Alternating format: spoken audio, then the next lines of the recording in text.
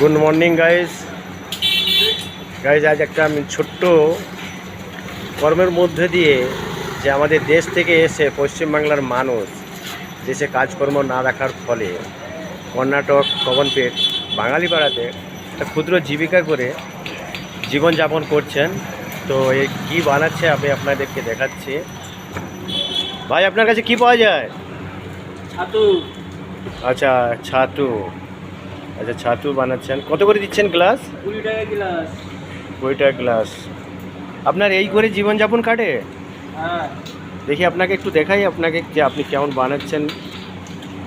তো গাইস আপনারা দেখতে পাচ্ছেন যে ভাই কঠোর পরিশ্রমের মাধ্যম দিয়ে আমাদের এই জীবনযাপন করছেন।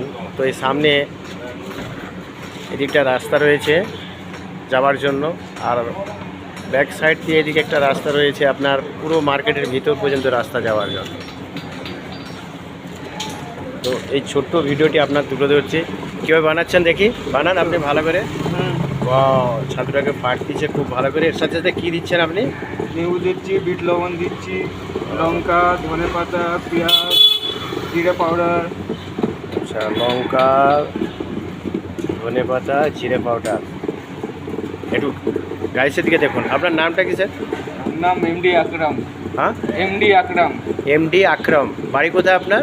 পান্ডুয়া, হুগলি জেলা। হ্যাঁ হুগলি জেলা পান্ডুয়া। হুগলি জেলা পান্ডুয়া। আমি ছোট ইউটিউবার, ইনস্টাগ্রাম, ফেসবুকে ভিডিও বানিয়ে ছাড়ছি। আপনার এই ক্ষুদ্র জীবিকার ভিডিও ইন্টারনেটে আমি ছাড়তে পারি? ছেড়ে দিন। গাইসদের কিছু বলবেন আপনি? হুম। তো কিছু একটা বলুন গাইসদের। তো গাইস আপনারা দেখতে পাচ্ছেন এ ভাইয়ের ছাতু বানানোর প্রসেস খুব সুস্বাদুভাবে বানায়। আপনারাও আসবেন। তো ছাতু খেলে অ্যাকচুয়ালি শরীর ভালো থাকে।